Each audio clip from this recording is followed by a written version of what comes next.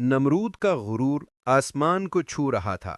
وہ اپنے آپ کو خدا کہلوانا پسند کرتا اور ابراہیم علیہ السلام کی توحید کی دعوت کو اپنی بادشاہت کے لیے خطرہ سمجھتا تھا۔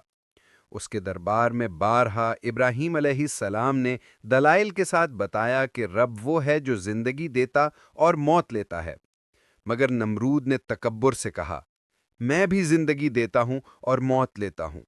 ابراہیم علیہ السلام نے فرمایا، اللہ سورج کو مشرق سے نکالتا ہے، اگر تو سچا ہے تو اسے مغرب سے نکال کر دکھا۔ نمرود کے پاس کوئی جواب نہ تھا۔ اس کی زبان بند ہو گئی، مگر دل میں آگ بھڑک اٹھی۔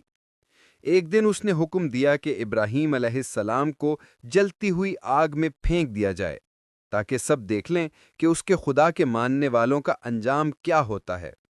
بڑی بڑی لکڑیاں جمع کی گئیں، کئی دن تک آگ جلائی جاتی رہی، یہاں تک کہ اس کی لپٹیں آسمان سے باتیں کرنے لگیں۔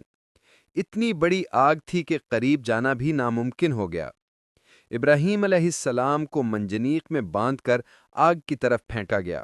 اس وقت جبرائیل علیہ السلام آئے اور پوچھا، کیا تمہیں کسی مدد کی ضرورت ہے؟ ابراہیم علیہ السلام نے سکون سے جواب دیا، مجھے تم سے نہیں، میرے رب سے امید ہے۔ پھر اللہ نے آگ کو حکم دیا، اے آگ، ابراہیم پر ٹھنڈی اور سلامتی والی بن جا۔ آگ فوراً گلو گلزار بن گئی۔ نہ صرف ابراہیم علیہ السلام سلامت نکلے، بلکہ ان کے کپڑوں پر بھی کوئی آنچ نہ آئی۔